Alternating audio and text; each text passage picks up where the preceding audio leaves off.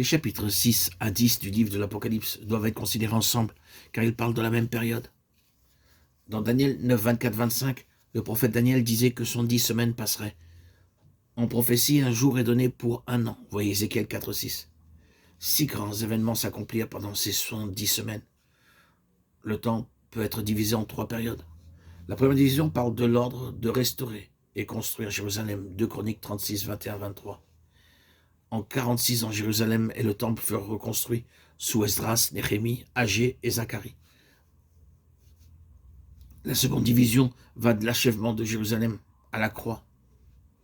Elle est de 62 semaines, ou 434 ans. Ce jour-là, Jésus-Christ mourut selon la prophétie. La troisième division d'une semaine couvre l'accomplissement de l'annonce faite par le prince qui viendra, l'Antichrist. Cette période d'une semaine correspond à la période d'Apocalypse 6 à 10. C'est une semaine, c'est-à-dire 7. Au milieu de la semaine, au bout de 3 ans et demi, l'Antichrist provoquera l'arrêt des sacrifices. Comme nous le lisons plus clairement dans Matthieu 24, 15. L'abomination de la désolation se tiendra dans le lieu très saint. La séduction sera telle qu'au début, les Juifs prendront l'Antichrist pour le Messie. L'agneau brisera les sceaux et alors que le premier sceau est rompu, Jean voit un cheval blanc. Le cavalier du cheval blanc n'est pas le Seigneur Jésus-Christ, Apocalypse 6, 1, 2. Le cheval blanc sur lequel il chevauchera est mentionné dans Apocalypse 19, 11, 16.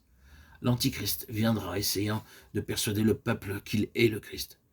Il aura le pouvoir de vaincre dans la première période de 3 ans et demi, de faire des coalitions et des alliances avec beaucoup de peuples. À cause de ce désordre et de la confusion du monde, le peuple aura besoin du secours d'une personne sage. Les autorités mondiales désigneront l'Antichrist comme leur chef, et il deviendra un dictateur mondial. Au second sceau, il est donné une grande épée au cavalier du cheval roux, Apocalypse 6, 3, 4. Ceci parle de beaucoup de guerres, Matthieu 24, 6, 8, Marc 13, Luc 21. C'est le commencement de l'ère de la tribulation quand il y aura des affrontements, de la violence dans beaucoup de pays.